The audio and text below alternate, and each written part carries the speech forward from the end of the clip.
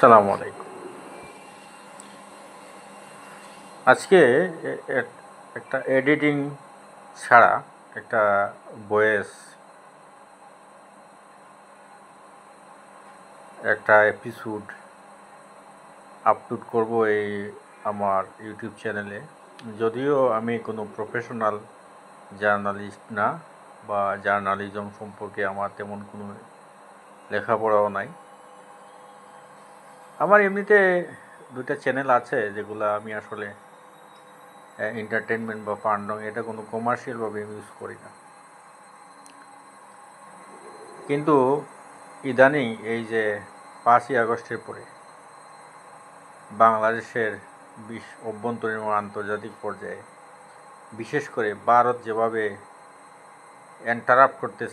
Interfere করতেছে আমাদের বিভিন্ন বিষয় আশয় নিয়ে, এবং সবচেয়ে বড় কথা যে কলকাতার কিছু নিউজ পোর্টাল, নিউজ মিডিয়া, কিছু টিভি চ্যানেল, কিছু ইউটিউবার, বিশেষ করে ইউটিউবারগণ তাদের 2 পয়সা কামানোর জন্য প্রতিদিন একটা করে আপনার এপিসোড করে আপনার ইউটিউবে আপলোড করে। এটা বাংলাদেশের বিষয় আসে সব কিছু না। কোথায় বাংলাদেশে ধ্বংস হয়ে গেল, কোথায় আরাকান আর্মি দখল করে নিয়ে গেল, কোথায় বাংলাদেশে ইউনিট সরকার পলায়ন করলো, এই সমস্ত আজগুবি খবর। ইভেন কি আমি গত দিন আরেকটা চ্যানেলে দেখলাম কলকাতা, তারা রাফায়েল ডিপ্লয় করেছে সীমান্তে, বাংলাদেশকে আক্রমণ করবে, সার্জিক্যাল স্ট্রাইক করবে, চট্টগ্রাম দখল করে নেবে। এগুলো তো পুরানো খবর। কিন্তু নতুন খবরও যেগুলো প্রতিদিন তারা আপলোড করতেছে, এই যে ভারতের পররাষ্ট্র সচিব যখন বাংলাদেশে আসলেন, একটা রুদ্ধদ্বার বৈঠক হইল। তো এইখান থেকে আমরা দুই দেশের মধ্যে একটা সম্পর্কের একটা উন্নতি দেখলাম। অবনতি যে জায়গায় খুব চরম পর্যায়ে ছিল, সে জায়গায় যেমন অবনতিটা স্তীমিত হয়ে গেল, যেমন আর অবনতি হচ্ছে না, ঠিক উন্নতির চেষ্টা করা হচ্ছে। এমতো অবস্থায় এই যে কিছু যে এই ইউটিউবার ভারত কলকাতার, এরা যেভাবে বিষক্রিয়া, যেভাবে আপনার প্রতিদিন যেভাবে আপনার কুৎসার ওঠাচ্ছে বাংলাদেশে, এগুলো তো বাংলা ভাষাভাষী মানুষ। আমরা এপার বাংলা ওপার বাংলার মানুষ, এই বাংলা ভাষাভাষী। এখান থেকে বাংলায় কথা বললে এই জায়গার সব মানুষ এটা বুঝে। আমি কথা বলতেছি, আপনারা শুনলে এটা বুঝবেন। তো এখানে তো ভাষাগত কোনো সমস্যা নাই, যে কারণে আপনাদের এই কলকাতায় লক্ষ লক্ষ বাঙালি চিকিৎসার জন্য ঘুরতে বেড়াইতে যাইতো। এটা আপনাদের এটা কমার্শিয়াল একটা ইনকাম ছিল, আপনার রেমিটেন্স পাইতেন। আপনাদের এই সমস্ত কারণে এই যে আপনারা অতিরিক্ত কথাবার্তা করতেছেন, অতিরিক্ত এই যে মানুষের আপনাদের মতামত আমাদের দেশের অভ্যন্তরীণ বিষয়ে আপনারা অতটা কেন মাথা ঘামাবেন? কেন আপনারা কি এই দেশের কোনো দায়িত্বশীল লোক যে আপনারা এই দেশের ডিসিশন নেবেন, এই দেশের বিষয়ে আপনারা সব কিছুতে আপনারা নাক গলাবেন?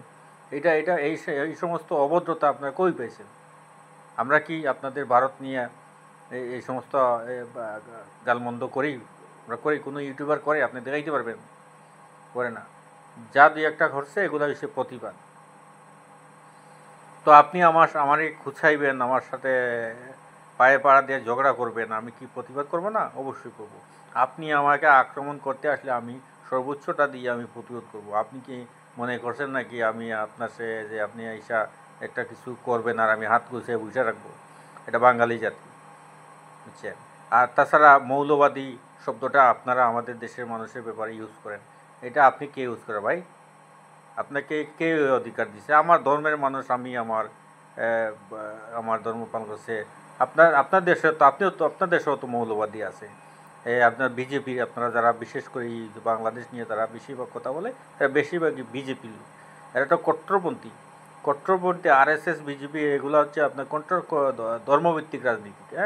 তো এটা নিজেরা আপনাদের দেশে সংখ্যালঘু নির্যাতন করেন, আপনাদের দেশে আপনারা এই এই যে সাম্প্রদায়িকের বিষ বপন করছেন, অথচ আমাদের দেশে চাপিয়ে দিচ্ছে। আমাদের দেশ পৃথিবীর মধ্যে সেরা দেশ। এখানে আমরা সম্প্রীতির বন্ধনে আছে। আমার বন্ধুবান্ধব হিন্দু আছে, আমার শিক্ষক হিন্দু আছেন, আমার পাড়া প্রতিবেশী হিন্দু আছেন। খোঁজ নিয়ে দেখেন তো আপনারা কয়জন মানুষের কি আমাদের মানে এই সারা জীবনের অভিজ্ঞতা থেকে, যখন এই ভারত বাংলাদেশের এই সিচুয়েশন ছিল না, যখন বাংলাদেশ এই মিডিয়া জগৎ ছিল না, তখনও তো আমরা বন্ধুসুলভভাবে চলছি। আমাদের তো ধর্মে ওইসব কিছু নাই রে ভাই, যে পাড়া প্রতিবেশী হিন্দু বা খ্রিস্টান বা বৌদ্ধ হলে তাকে আক্রমণ করতে হবে। আমরা কি করি, আমরা তার নিজের আচার ব্যবহার দিয়ে তাকে আমরা ভালোবেসে এমনভাবে উপস্থাপন করি নিজেকে, যেন সে বুঝে যে এই ধর্মের লোক ভালো।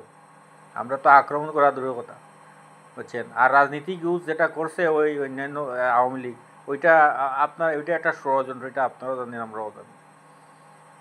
কাজেই যদি আপনারা এই যে ময়ূক রঞ্জনের বাড়ি ঘেরাও করছে কৃষকরা, ওই যে শুভেন্দু রাজনীতিক বিজেপির উনারে জুতা পেটা করছে, তো এই যে অধ্যাত্মপূর্ণ বক্তব্য, এই যে ওনাদের যে আপনার অন্য দেশ সম্পর্কে যে ইন্টারফেয়ার করা, এগুলা তো অত্যন্ত। তাছাড়া তো আপনারা আমাদের দেশে, আপনারা আমাদের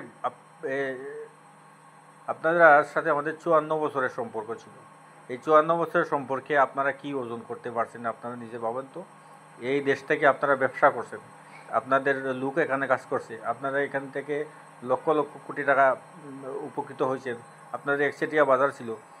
বিনিময়ে আপনারা আমাদেরকে আরও ডমিনেট করতে চাইছেন, আমাদের আপনাদের গোয়েন্দা সংস্কার দিয়ে আমাদের দেশের মানুষকে বিভিন্নভাবে ক্ষতিগ্রস্ত করেছেন, প্রভাবিত করেছেন, আমাদের রাজনীতি ধ্বংস করেছেন। আমরা করলাম আপনাদেরকে এই অর্থনৈতিকভাবে লাভবান, আপনি আমার কাছ থেকে লাভবান হলেন, আবার আমাকেই ধ্বংস করতে চাইলেন। এটা তো বুকাও করবেন না রে ভাই, এই সমস্ত শত্রুতামি আপনারা করছেন। কারণ আপনি আমার কাছ থেকে লাভবান হচ্ছেন, আপনি আমাকে যদি আপনি বাঁচিয়ে রাখেন, এটা আপনারই লাভ। যে হাঁস সোনার ডিম দেয়, ওই হাঁস